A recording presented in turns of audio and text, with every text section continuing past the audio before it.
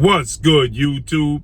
It's your boy, Blue Blood Sports TV, back at y'all with another one. So, more reports have surfaced about the future possibilities and what's to come for undefeated 3-division, 5-time world champion, superstar boxer, who is widely acknowledged as one of the face, if not the face of the sport of boxing, in Gervonta Tank Davis. There's a lot of speculation surrounding Gervonta Tank Davis. Gervonta Tank Davis is 29 wins, no losses, no draws. He has 27 big wins by way of knockout, 29 years of age, 5 with a 67-inch arm reach, right? Gervonta Tank Davis is a major draw in the sport of boxing, okay? He is highly sought out. Okay, people want to see Gervonta Tank Davis. They want to see Gervonta Tank Davis in action.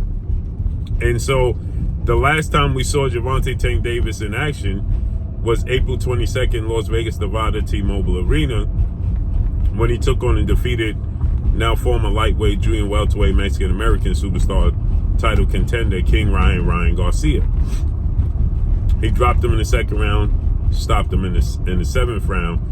But more importantly, the fight did 1.2 million pay-per-view buys. It did $23 million gate, which is the 5th highest gate in Las Vegas boxing history. And it saw both fighters take home over $30 million, which is a clear indication that Gervonta Tank Davis is a mega draw in the sport of boxing. He's a big deal. You can't doubt that, right? So there's huge speculations as to when Gervonta Tank Davis is going to fight and who is he going to fight, right? And it was said that since the premier boxing champion, founder and advisor Al Heyman, better known as the PBC, and the stable of fighters and the brand had to have to make some major changes as Showtime decided to get out the business of the sport of boxing after 37 years. So Showtime decided to get out the business of the sport of boxing after 37 years, which caused some major changes for Al Heyman. So he ended up going to Amazon Prime. And it was said that Gervonta Tank Davis was going to be the first pay-per-view launched for Amazon Prime and the PBC. But that turned out not to be true, since we now see that Keith Thurman is going to fight Tim Tszyu March 30th. And Isaac Cruz is going to fight Rolando Rolly Romero as the co-main event on that same card. So clearly, Gervonta Tank Davis is not going to open up that card. Now, addition by subtraction. We know that there's some dates that he just simply is not going to fight on, which is May, because they're not going to do 2 pay-per-view events in the same month. So in May, you're going to get Canelo Alvarez fighting Cinco de Mayo, May 4th. It won't be 2 pay-per-view events in the same month, right? So with that said, it looks like he's going to fight possibly in April, right? But then that's sandwiching him right in between, again, 2 mega cards, right?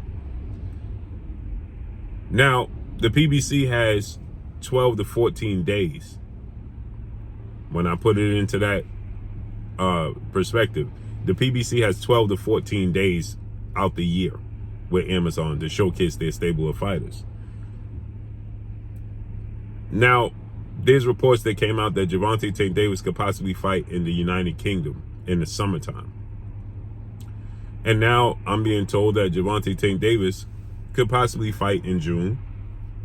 And Gervonta Tank Davis is going to have a familiar face on his card.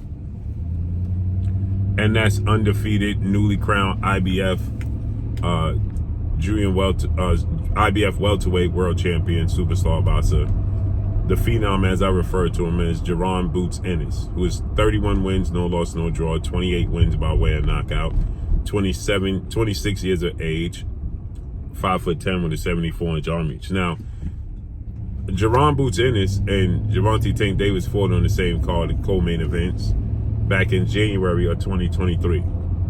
He fought Chua Karazin, and Tank Davis fought Hector Garcia on the same card. Stacked card, top to bottom. Now it's said that Gervonta Tank Davis could possibly be facing off against undefeated lightweight star title contender Frank the Ghost Martin, who has 18 wins, no losses, no draws, 12 wins by way of knockout.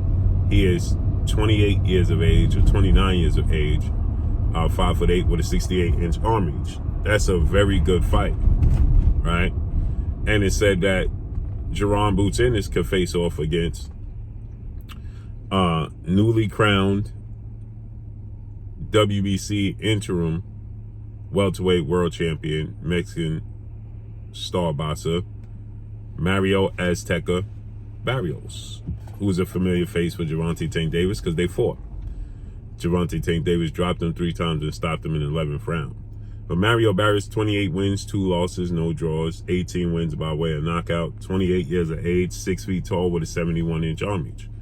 Mario Barrios had an impressive outing his last fight when he took on Yordenis Ugas September 30th, and he dominated Yordenis Ugas, winning a unanimous decision. I thought he was going to stop Yordenis Ugas and broke his orbital bone. Prior to that, he had a fight with Keith Thurman. Didn't go his way, but he hurt Keith Thurman a few times in that fight. So Mario Barrios looks to possibly be elevated to the WBC official champion as the current former undisputed welterweight world champion, superstar boxer, who is widely acknowledged as the #1 fighter in the world, Terrence Bud Crawford, is looking to move up to 154. Terrence Bud Crawford was the undisputed champion. He was relieved of that title as the IBF, International Boxing Federation, decided to elevate Jaron Boots Ennis to the IBF welterweight champion. Now it looks like Terrence Crawford is going to be vacating his titles. He has a rematch with Errol Spence set. We don't know if that's going to come to fruition and what's the next move for Terrence Bud Crawford. But it looks like the WBC is set to make Mario Barrios the full champion. And Terrence Crawford is possibly going to 154 to rematch Errol Spence at 154. So with that said, this would be a unification bout for Jaron Boots Ennis. Mario Barrios versus Jaron Boots Ennis would be a unification bout. That's huge. That's absolutely enormous, in my opinion. That's huge, right? If we could get that.